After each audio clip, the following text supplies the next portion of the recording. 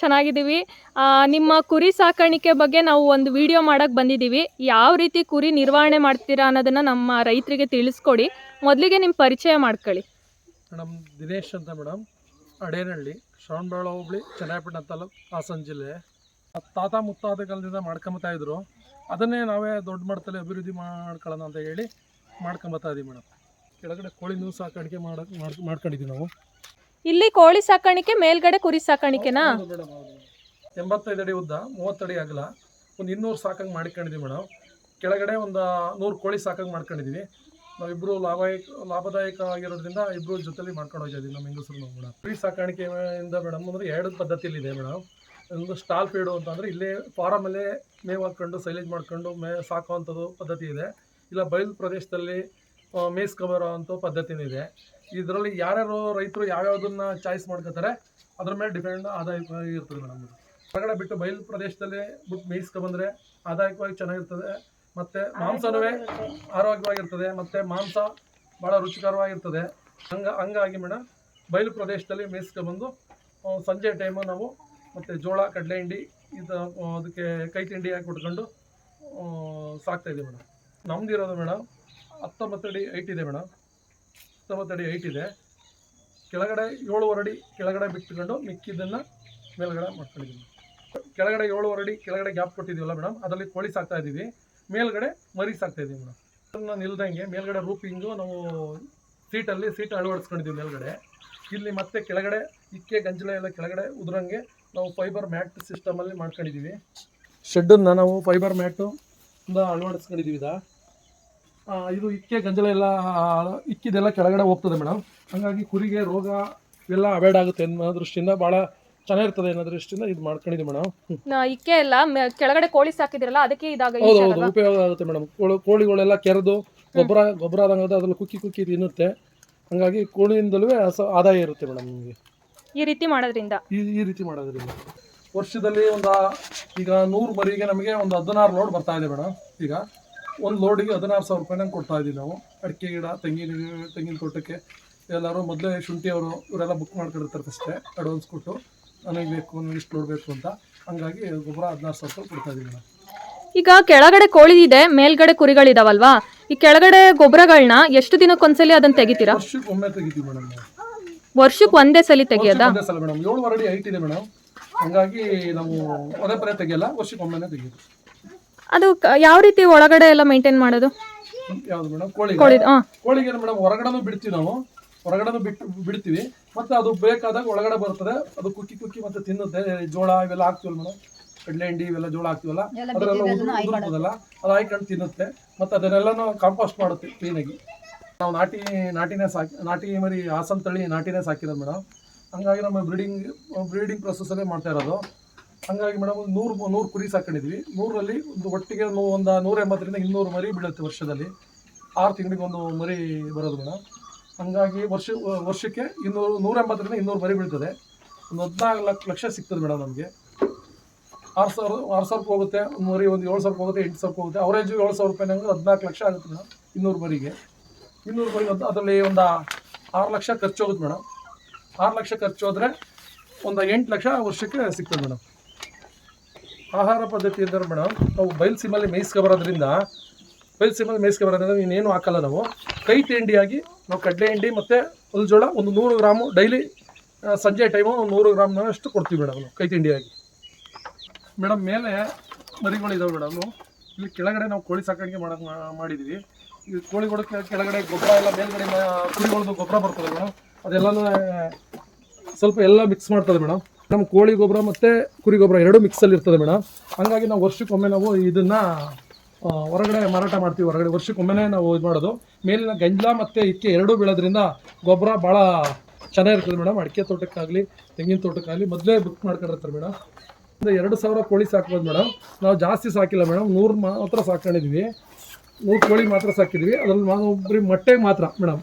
ಮೊಟ್ಟೆ 15 ರೂಪಾಯಲ್ಲಿ ನಾಟಿ ಮೊಟ್ಟೆ ಇಲ್ಲಿ ಹೋಗ್ತಾ ಇದೆ ಮೇಡಮ್ ಇವಾಗ. ಯಾಕೆ ನೀವು ಜಾಸ್ತಿ ಸಾಕಿಲ್ಲ ಮೇಡಮ್? ಯಾಕೆಂದರೆ ಇಲ್ಲಿ ನಾವು ಇಲ್ಲೇ ವಾಸ ಇರೋದ್ರಿಂದ ಸ್ವಲ್ಪ ಸ್ಮೆಲ್ಲು ಜಾಸ್ತಿ ಬರುತ್ತೆ ಅಂದ್ಬಿಟ್ಟು ಮರಿಗಳಿಗೆಲ್ಲ ರೋಗ ಜಾಸ್ತಿ ಆಗ್ತದೆ ಮಾತ್ರ 100 ಮಾತ್ರ ಸಾಕೊಂಡಿದ್ದೀವಿ ಮೇಡಮ್. ಈಗ ಕೋಳಿಯಿಂದ ಕುರಿಗಳಿಗೂ ರೋಗ ಆಗುತ್ತಾ, ಹರಡುತ್ತಾ? ಕೋಳಿಯಿಂದ ಕುರಿಗಳಿಗೆ ರೋಗ ಸ್ಮೆಲ್ ಜಾಸ್ತಿ ಆಗುತ್ತೆ. ಮರಿಗಳು ಜಾಸ್ತಿ ಇದ್ರೆ, ಕೋಳಿಗಳು ಜಾಸ್ತಿ ಇದ್ರೆ ಸ್ವಲ್ಪ ಸ್ಮೆಲ್ ಬರುತ್ತಾಗ ಮರಿಗೆಲ್ಲ ಒಂಥರ ಸ್ಮೆಲ್ಗೆ ಸ್ವಲ್ಪ ರೋಗ ಬರುತ್ತೆ. ಹಂಗಾಗಿ ನಾವು ಇದು ಮಾಡ್ಕೊಂಡಿದ್ದೀವಿ. ಈಗ ಹಂಗಿದ್ಮೇಲೆ ಲಾಸ್ ಆಗುತ್ತಲ್ವಾ? ನೀವು ಇಷ್ಟೆಲ್ಲ ಇನ್ವೆಸ್ಟ್ ಮಾಡ್ಬಿಟ್ಟು ಬರೀ ಕೋಳಿನೇ ಸಾಕ್ಲಿಲ್ಲ ಅಂತಂದ್ರೆ ಬರೀ ಏನು ಮಾಡ್ದಂಗೆ ಮಾಡಿದೀವಲ್ಲ ಮೇಡಮ್, ಬರೀ ಗೊಬ್ಬರಕ್ಕೋಸ್ಕರ ಮಾಡಿರೋದು ನೀವು? ಹೌದು, ಗೊಬ್ಬರ ಮತ್ತೆ ಕೋಳಿ ಎರಡೂ ಇರ್ತದಲ್ಲ, ಎರಡೊಂದು ಯೂಸ್ ಆಗುತ್ತೆ ನಮಗೆ. ನಿಮ್ಗೆ ಕೋಳಿ ಸಾಕೋದಕ್ಕಿಂತ ಮುಖ್ಯವಾಗಿ ಗೊಬ್ಬರ ಬೇಕಾಗಿದೆ, ಅದಕ್ಕೋಸ್ಕರ ಮಾಡ್ತಿದ್ದೀರಾ. ಇದನ್ನ 7 ಅಡಿ ನೆಲದಿಂದ 7 ಅಡಿ ಹೈಟ್ ಇಟ್ಟಿದ್ದೀವಿ.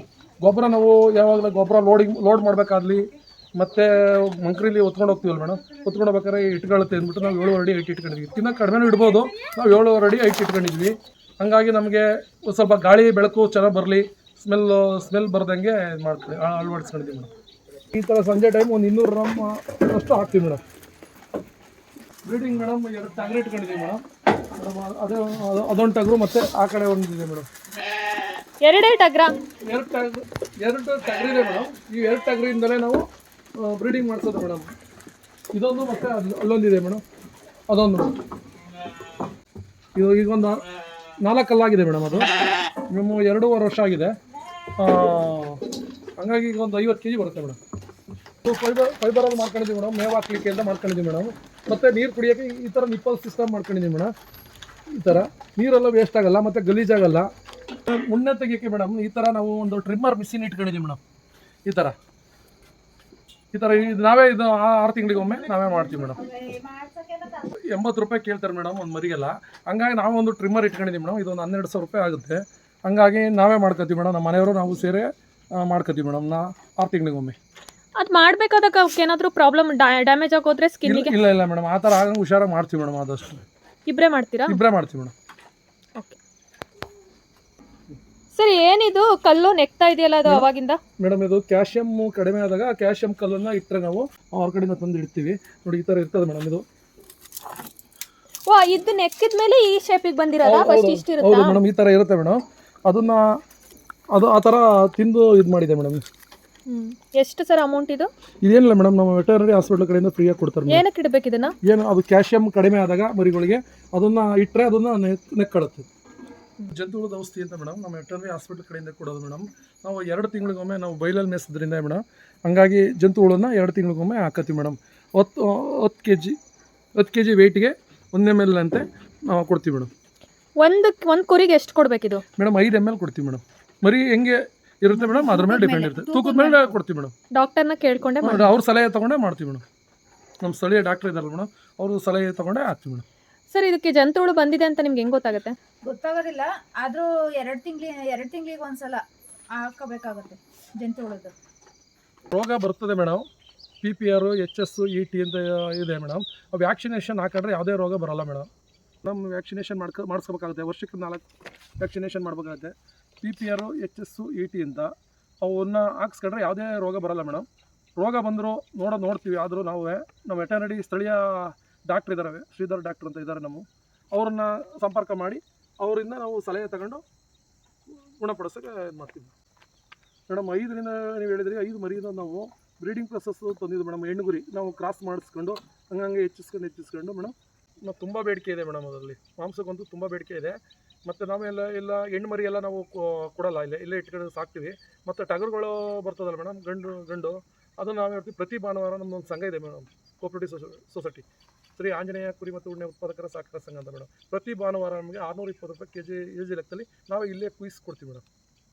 ಮಟನ್ ಉಣ್ಣೆ ಏನು ಅದರಲ್ಲಿ ಏನೂ ಸಿಗಲ್ಲ ಮೇಡಮ್. ಅದರಲ್ಲಿ ಎಲ್ಲ ನಾವು ಅದು ಗೊಬ್ಬರಕ್ಕೆ ಯೂಸ್ ಮಾಡಿಬಿಡೋದೆ, ಅದಕ್ಕೆ ರೇಟ್ ಇಲ್ಲ ಮೇಡಮ್. ಹಂಗಾಗಿ ನಾವು ಗೊಬ್ಬರಕ್ಕೆ ಇದು ಮಾಡಿಬಿಡ್ತೀವಿ ಮೇಡಮ್. ಕುರಿ ಸಾಕಾಣಿಕೆಯಲ್ಲಿ ತುಂಬ ಲಾಭ ಇದೆ ಮೇಡಮ್. ಆದರೆ ಶ್ರಮಪಟ್ಟು ಮಾಡಬೇಕು. ಈಗ ಮಾಡ್ತಾರೆ, ಯುವಕರೆಲ್ಲ ಮಾಡ್ತಾರೆ. ಮತ್ತು ವರ್ಷ 6 ತಿಂಗಳು ಇಲ್ಲ ವರ್ಷ ಕಾಯಬೇಕು. ಮಾಂಸ ತುಂಬ ಬೇಡಿಕೆ ಇರೋದ್ರಿಂದ ಮರಿಗಳಿಗೆ ಭಾಳ ಬೇಡಿಕೆ ಇದೆ.